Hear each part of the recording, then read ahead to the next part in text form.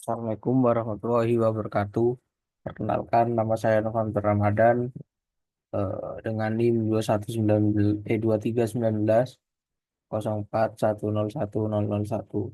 Jadi di sini saya akan menjelaskan tentang viskositas. Pada video kali ini saya akan menjelaskan tentang pengertian viskositas, lalu faktor-faktor yang mempengaruhi suatu cairan itu viskositasnya berbeda, lalu contoh-contoh viskositas eh, tinggi maupun rendah. Terus yang keempat yaitu pengaplikasiannya pada industri, dan yang kelima itu metode pengukuran viskositas. Ya, selanjutnya yaitu pengertian viskositas. Viskositas adalah ukuran dari kekentalan suatu fluida. Jadi maksudnya itu viskositas itu eh, menggambarkan atau mendeskripsikan kekentalan dari suatu fluida. Lalu yang kedua itu menggambarkan seberapa besar hambatan suatu fluida untuk mengalir. Jadi ketika eh, suatu cairan itu viskositasnya tinggi, maka hambatan untuk mengalir itu akan jauh lebih besar daripada cairan yang memiliki viskositas rendah. Jadi ini semakin tinggi viskositas, semakin lambat fluida tersebut mengalir. Contohnya madu lebih kental daripada air karena viskositasnya lebih tinggi. Jadi itu. Lalu berikutnya yaitu eh, ini anggapan saja ya. Bayangkan kamu ngaduk air dan madu. Air akan mudah diaduk karena memiliki viskositas rendah. Lalu madu akan lebih berat diaduk karena memiliki viskositas yang sangat tinggi. Lalu ini adalah faktor-faktor yang mempengaruhi viskositas.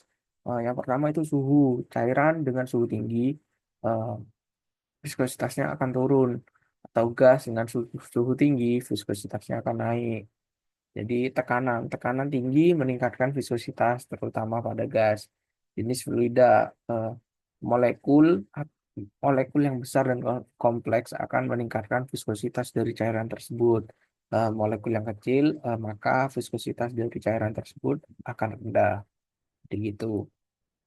Nah, yang selanjutnya yaitu contoh zat ya, zat-zat yang mempengaruhi zat-zat yang mulai dari viskositas ini rendah maupun tinggi.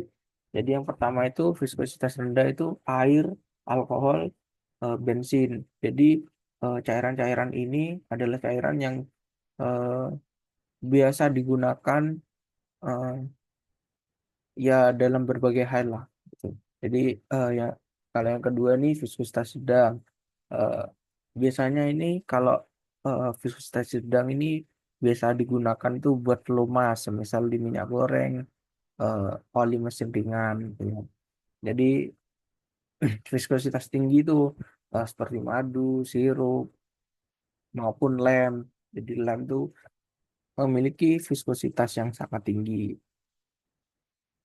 Ya, pengaplikasiannya di industri. Contoh di industri otomotif, oli mesin ini digunakan.